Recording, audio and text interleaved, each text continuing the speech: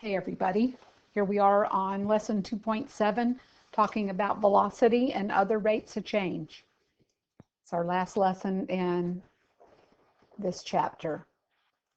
We're going to look at application problems and things that take place in physics classes. You might be familiar with them, talking about straight line motion. There's two types of notation we can use, either Lagrange notation or Leibniz notation. Personally, if you use Leibniz notation with the dy dx, it'll help you with seeing the units. Since the derivative is a division process, the units will be on the y-axis divided by the units on the x-axis. So just a little heads up on that. Here, if you have a position function that gives distance in feet and time in seconds, the term ds dt represents velocity. And if you looked at ds dt when t is 4 in part B, then that would tell us the instantaneous rate of change of that object in feet per second at 4 seconds. The units are feet per second. This is the y-axis, this is the x-axis. At 4 seconds, time is 4. And in the real life meaning, for f prime of 4 is 18, that tells me when time is 4 seconds, the object has a velocity of 18 feet per second.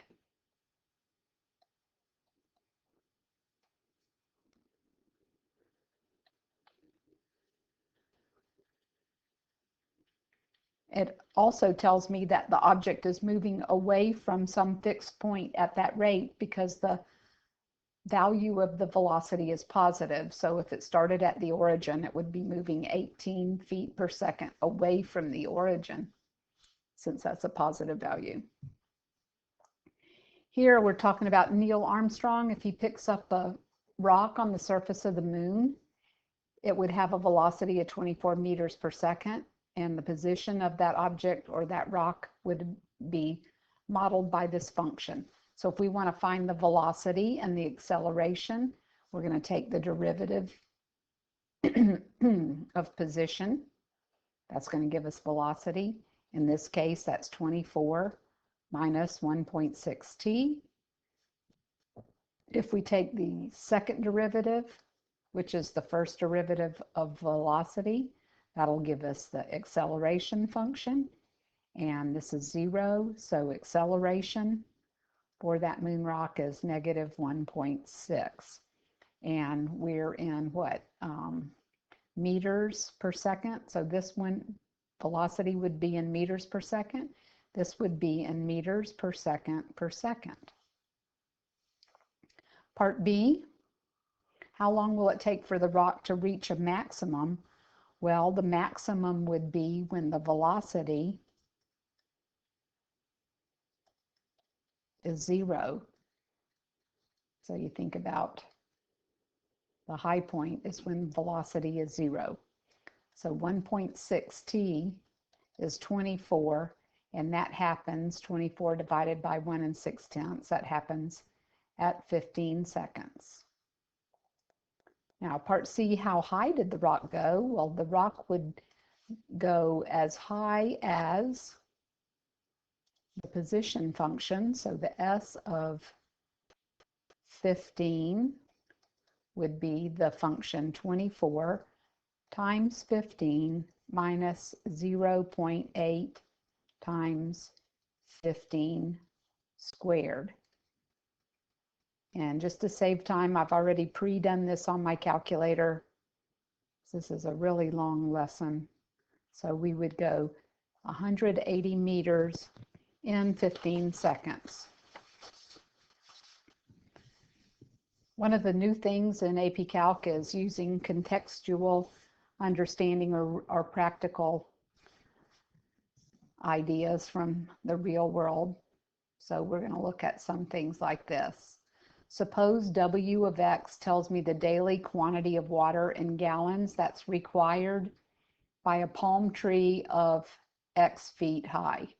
Explain the meaning of each expression in a complete sentence and include the units. So W of 25 equals 38 tells me that when a palm tree is 25 feet tall, a 25-foot tall palm, that it's going to require 38 gallons of water every day. Requires 38 gallons of water per day. And then when we're looking at the inverse, remember when an inverse function has an x and a y, then on the inverse, the y is now the x value, and the x value is interchanged with the y. So this is telling me a 38-gallon, when a tree needs 38 gallons every day, 38 gallons of water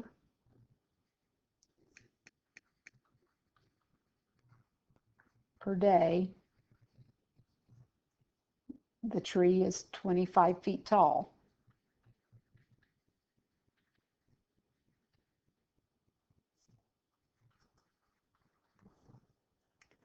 In this one, part C, this is a rate. So it's telling me the rate at 25 is 6. So that tells me when the tree, or when the palm, is 25 feet tall,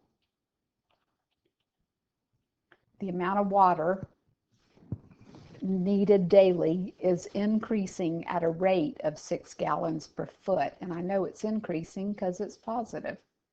So we could say when the palm is 25 feet tall, the amount of water needed daily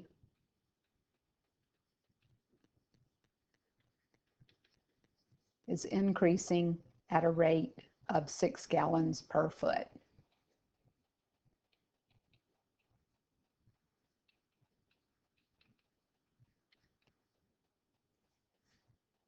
Six gallons per foot. Okay. So it's an acceptable practice to say rate of change, even though we might mean instantaneous rate of change. In this example, suppose C of T represents the cost in dollars per day to air condition your Florida beach house when the temperature outside is T degrees Fahrenheit. And we want to explain the meaning of C prime of 90 is 37 cents. So in a complete sentence, I could say when the temperature is 90 degrees Fahrenheit outside, the air conditioning cost is increasing at a rate of 37 cents per day.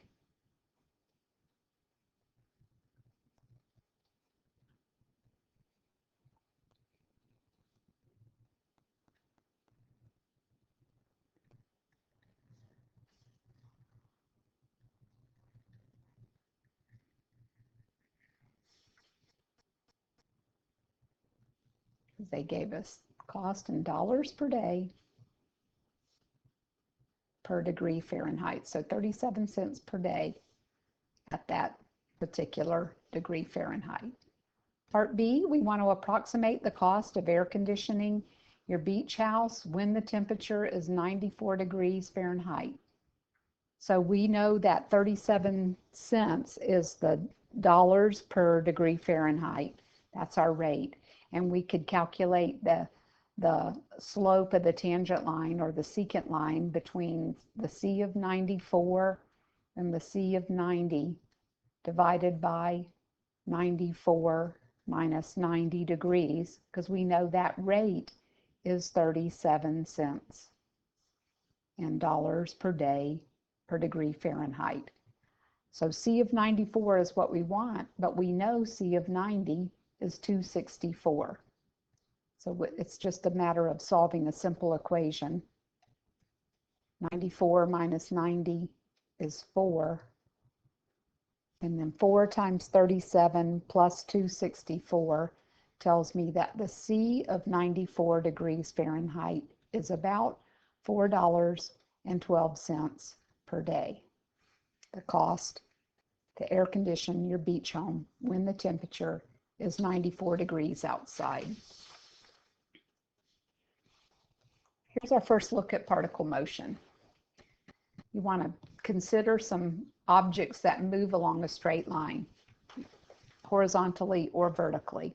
When I think about horizontally, I think about cars, boats, people, water, rivers. And when I think about vertical motion, I think about rockets, balls, anything that has the force of gravity applied to it. Anything that has to obey the laws of gravity.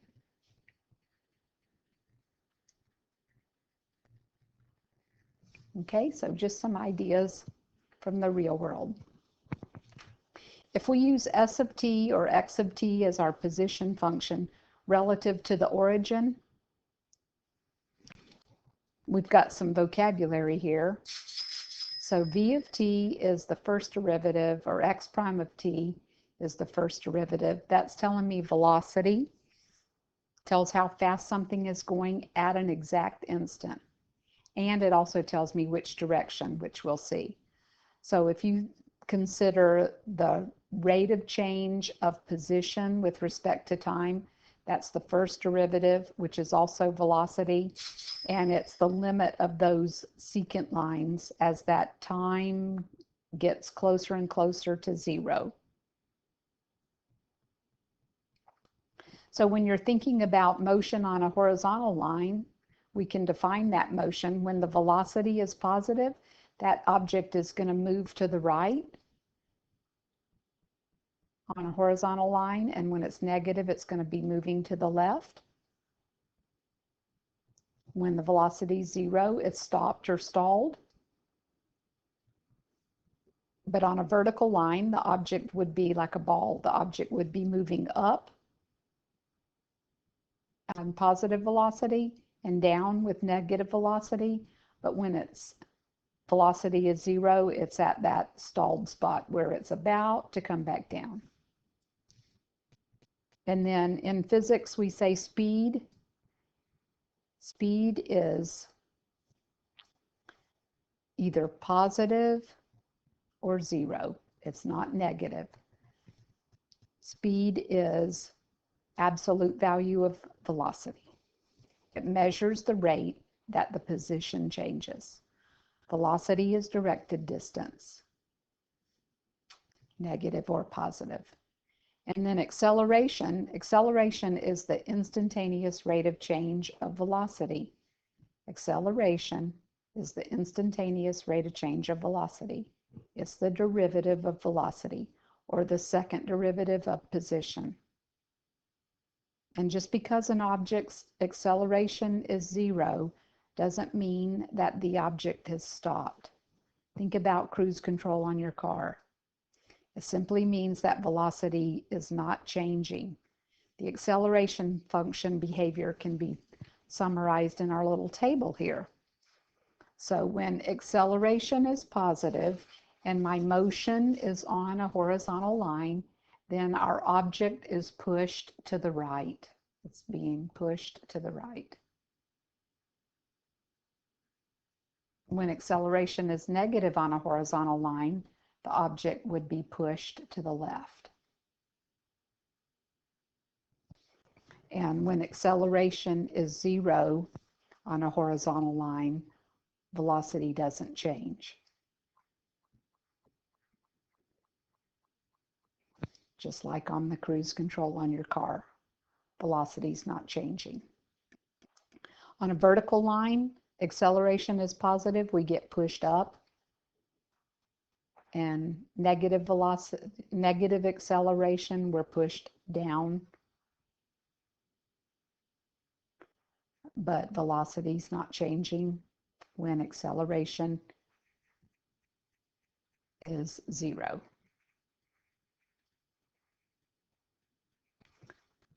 Now here's a technique for us to find speeding up and slowing down. If velocity and acceleration have the same signs, that object would be speeding up. When velocity and acceleration have opposite signs, the object is slowing down. And we're showing that here in a table. So velocity and acceleration have the same signs. We're increasing speed. When they have opposite signs, we're decreasing speed. We also need to be able to read position and velocity graphs and understand the difference between position time and velocity time. For those graphs, the slope of the line and the area between the line and the horizontal axis actually have physical meanings in the real world. And we have to learn how to read those in physics and in calculus. So what does the slope of the position versus time graph here tell me about this object? Well, it tells me that velocity, this is my position versus time. Velocity is the change in the position divided by the change in time. So I could say velocity is the direction of the direction the object moves.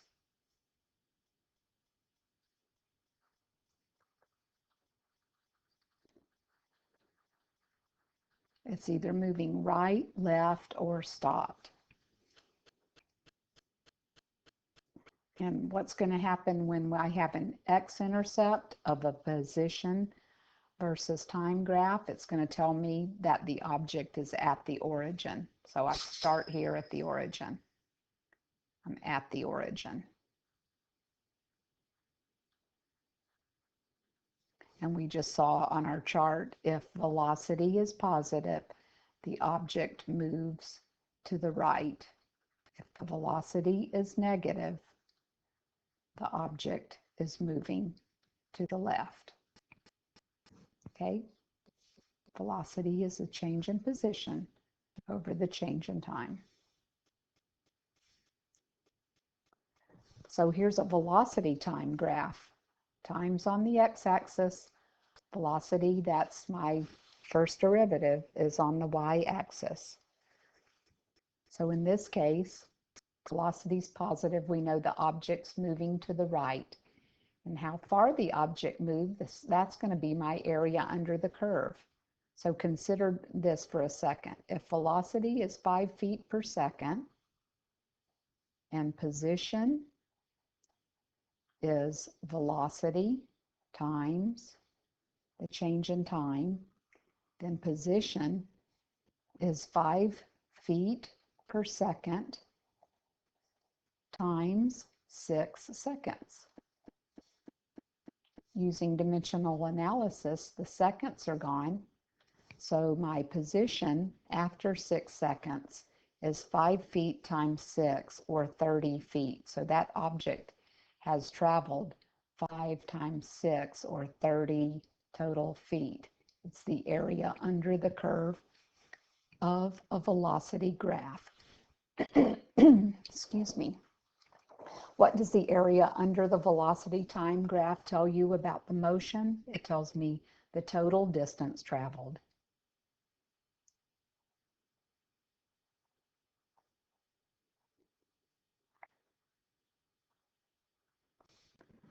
What does the slope of the velocity versus time graph tell me about the object? The slope tells me acceleration.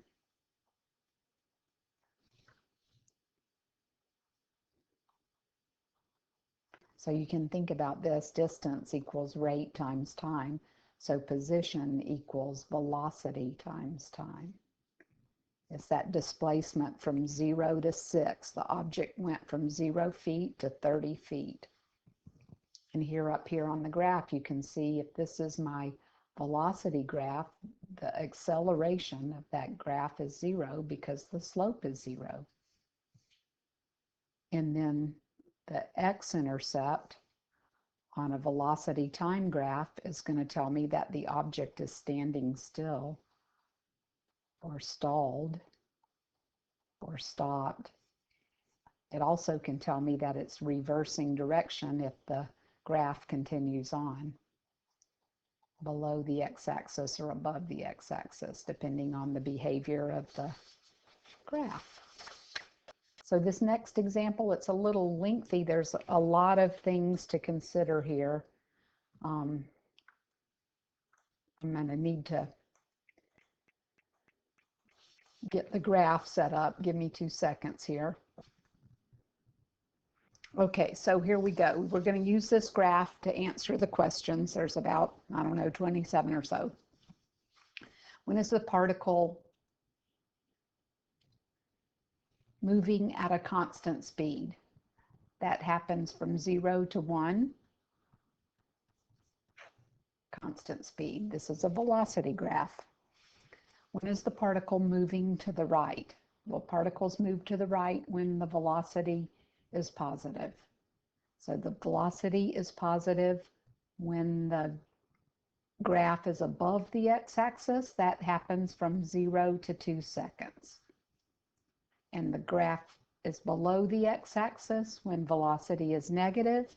So the object moves to the left between 2 seconds and 5 seconds. When is the particle speeding up? Well, we're looking for same signs. Velocity and acceleration have to have the same signs. And that would be velocity's positive up to 2, and then velocity's negative down here. Acceleration is the slope. So negative slope, positive slope. They have the same sign between 2 and 3. Negative velocity, negative slopes in between 2 and 3 units of time. It's going to slow down when we have opposite signs. So the object or the particle has opposite signs when I have positive velocity above the axis and negative slopes. That happens between 1 and 2. It also happens over here. I've got negative velocity below the axis and positive slopes between 3 and 5. So far, so good. When is velocity increasing? Well, acceleration would be positive when velocity increases, and that would be between 3 and 5. I'm thinking about positive slopes, right? Velocity's increasing. When is the velocity decreasing? When acceleration is negative. So here between 1 and 2, and again between 2 and 3. We could just say it's decreasing on that entire interval for right now, in between 1 and 3. So let's consider, are our answers to 6 and 7 the same as the answers to 4 and 5? So looking back at 4 and 5, they are not the same. Velocity increases where acceleration is positive.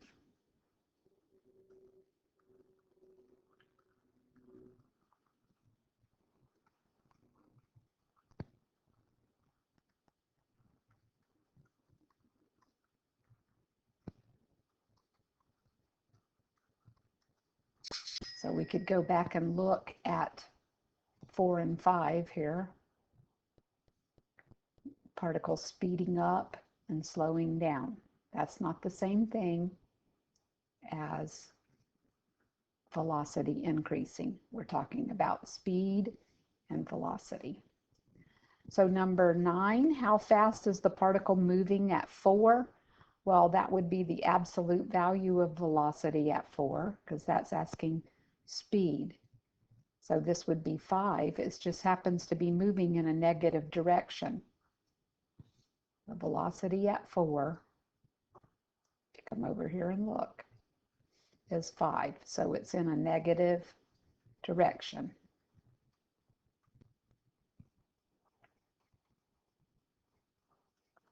and negative would mean it's moving to the left. What's the particle's velocity at 4? That's different. That's the actual value. The velocity at 4 is -5. So that's what tells me I'm moving in a negative direction or toward the left because I have a negative value.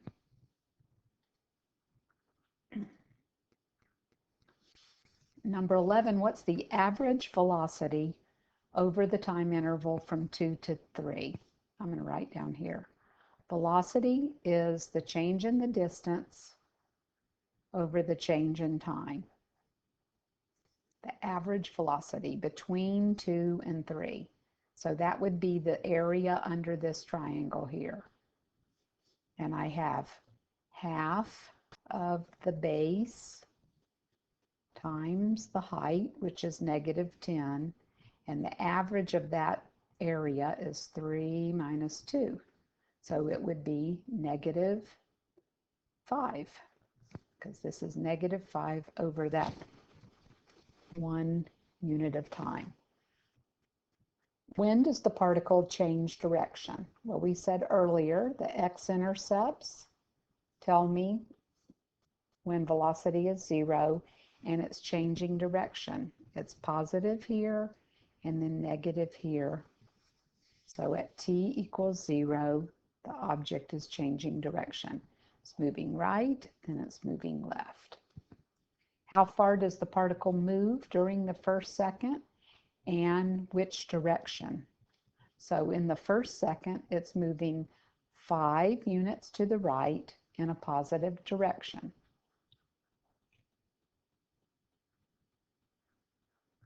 I know it's moving right because it's a positive, it's above the x-axis. How far to the right does the particle go and when does it arrive there? Well, it arrives there at 2 seconds and it goes 5 times 1 plus the area here is half of the base times the height, so 5 plus 2.5, it goes 7.5 units, and it gets there at time equals 2, whatever our units would be. We can find a lot of information from a velocity time graph. On 15, what's the total distance traveled by the particle? Well, we said this was 7.5 here, and this total area here would be, I don't know, half of the base, 1, 2, 3, times the height is 10.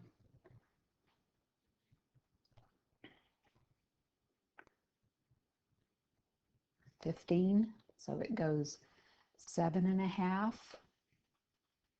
and I want plus 15 because it's asking for total distance. So that particle moves 22.5 units. But the position, now I have to consider the sign. So I went 7.5 to the right and then turned around and went 15 to the left. So 7.5 minus 15 tells me that I'm 7.5 units to the left. This is displacement because 7.5 minus 15 is a negative amount. So the displacement is 7.5 units to the left. What's the average velocity of the particle over the 5-second period? So we could say 7.5 minus 15 divided by that 5 seconds is -1.5. Are your answers to 15 and 16 the same? Explain why. Well, no, they're not the same because number 15 is total distance and number 16 is displacement over the total distance. This is the total distance traveled regardless of direction, and number 16 is the displacement considering the direction. Number 19, what's the average speed over this 5-second interval? So average speed is distance over time. And the distance we said was 22.5 divided by that 5 units of time. So 4.5 is the average speed, distance over time. What's the particle's acceleration over the first second? Well, we know that's 0. The slope of the tangent line is 0. The velocity is constant.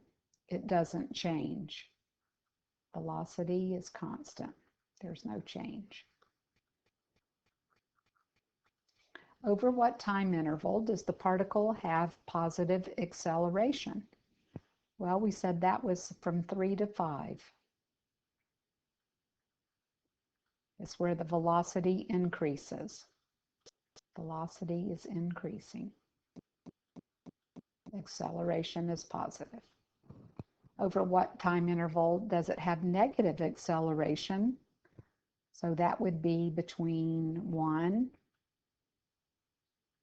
and 3, where velocity is decreasing. Okay?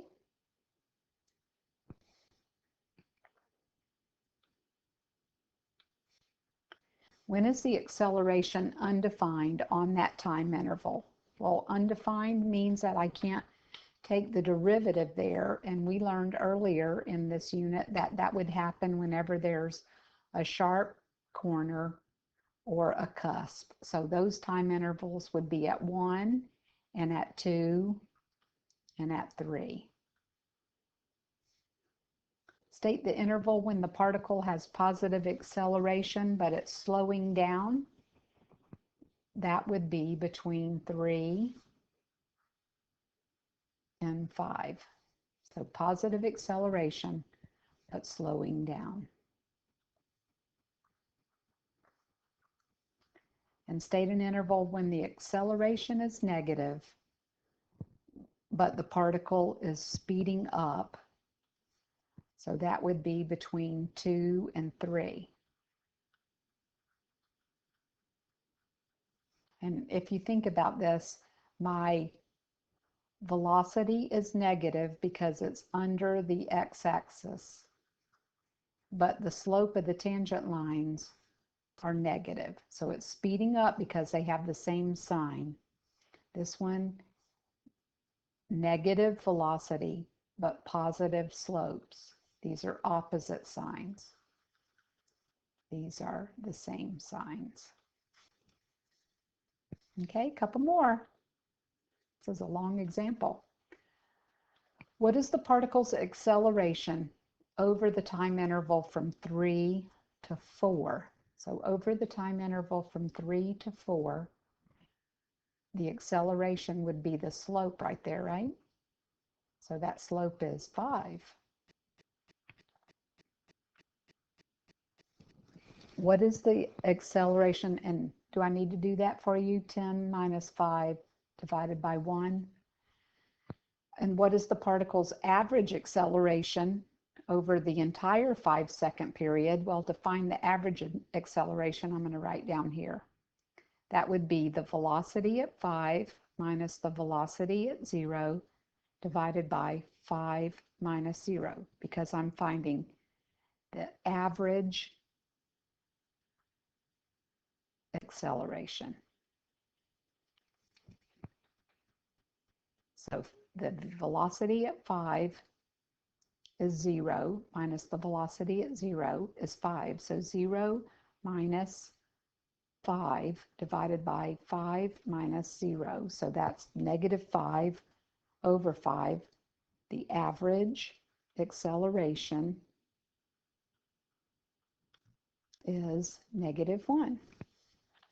And then the last one, over what time interval is the particle's velocity decreasing at a rate of 5 feet per second And that's going to happen, let's see, where's that going to happen? Between 1 and 2, 5 feet per second.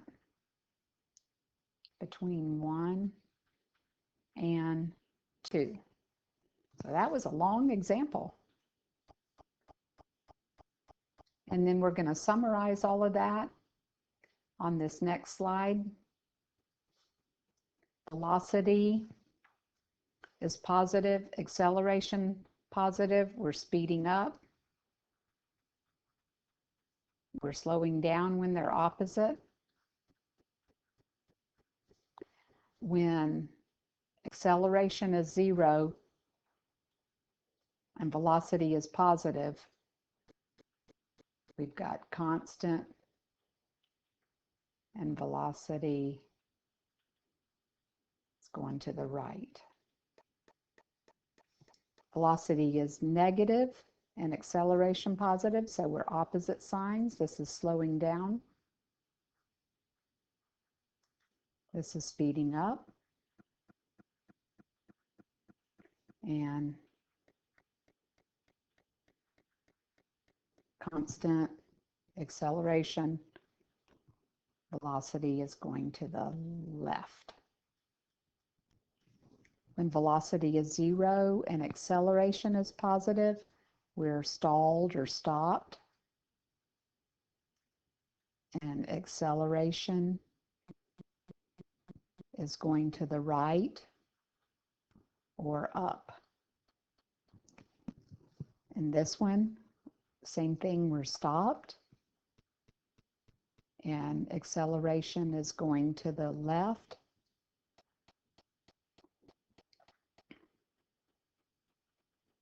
or down. And again, when velocity and acceleration are 0, we're stopped and there's no acceleration. So that can help you with justification problems. The next slide is going to give us just some terminology about what each word displacement over an interval, that tells me that I'm looking for the change in position and so on and so forth. So this table is just a reference for you when you need to re-clarify those meanings. So we got a couple more examples. Here we got a model rocket. You need a calculator. This is the position function. We want to find velocity. So velocity is the derivative, and that's going to be negative 32t plus 114. And we want that derivative at 5. So substituting 5 into that derivative graph, we have velocity is negative 46 feet per second. Is the rocket speeding up or slowing down at 5? Well, we would need to know what acceleration is so we can compare that. We've got a negative velocity and we want to look at acceleration, which would be negative 32 feet per second and at 5 there's no variable to put into, but I've got a negative velocity, negative acceleration, so the rocket is speeding up.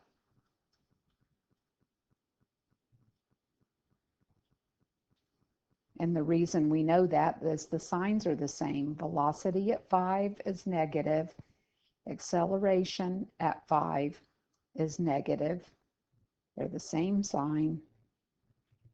So we know that the object or the rocket is speeding up. Part C, what's the maximum height of the rocket? So to find the maximum height of the rocket, we have to know where the slope of the tangent line of the velocity graph, where that's 0. So that happens when 32t is 114. And on my calculator, that turns out to be about 3.5625 seconds. But it wants the maximum height, and that's a y value. This is an x value, or the time. So to find that amount, I need to take 114 divided by 32 and substitute it into the position function, which was 16t squared negative plus 114, and that gave me a height of about 203 feet. So the answer to my problem maximum height is 203 feet.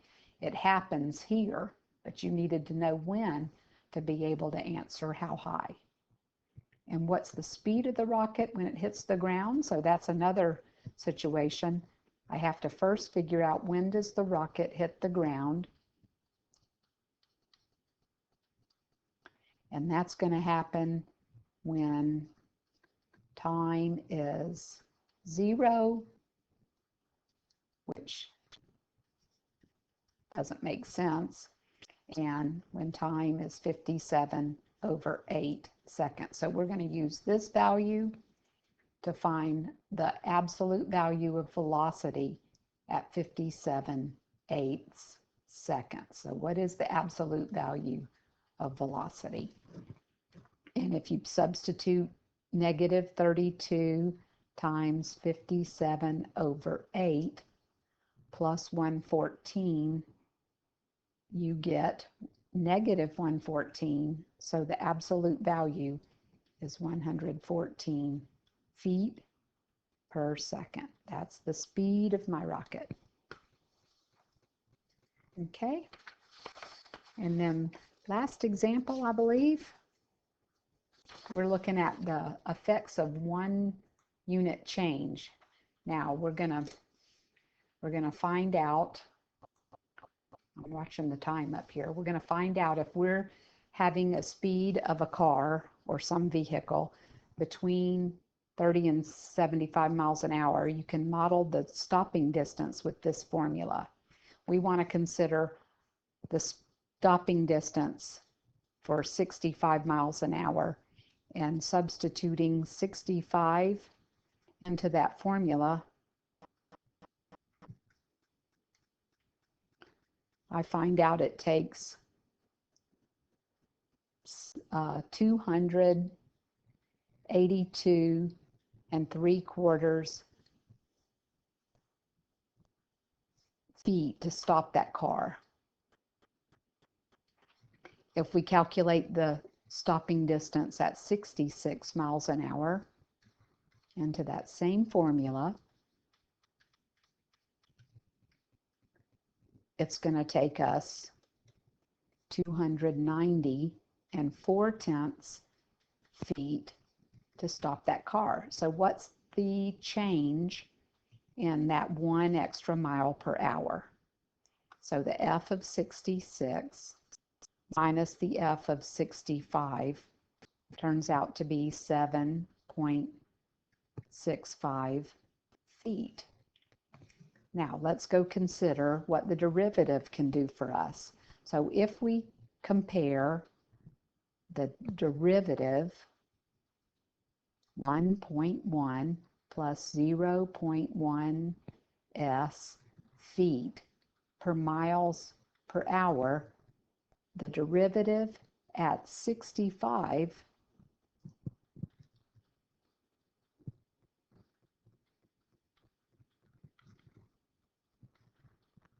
is 7.6 feet for each mile per hour.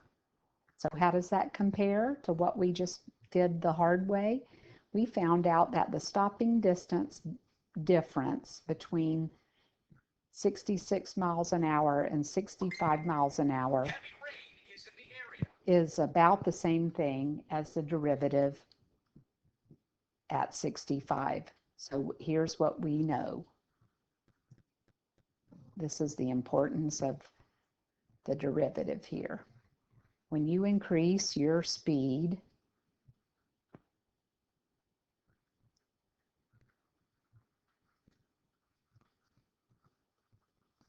to 66 miles per hour, your stopping distance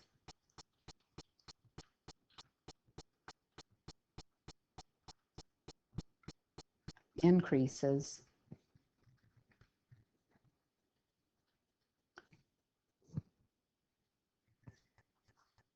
by about 8 feet for that extra mile per hour. So in the business world, this idea of the effect of 1 unit of change. let's say you knew what the cost was. If you took the derivative, you would know the cost to produce one more item or to have one more ticket sold. And it's just a good thing to know for business. So that finishes up Unit 2 on derivatives. We'll get a little heavier into the second chapter on derivatives coming up in Unit 3. Good luck on your test for Unit 2.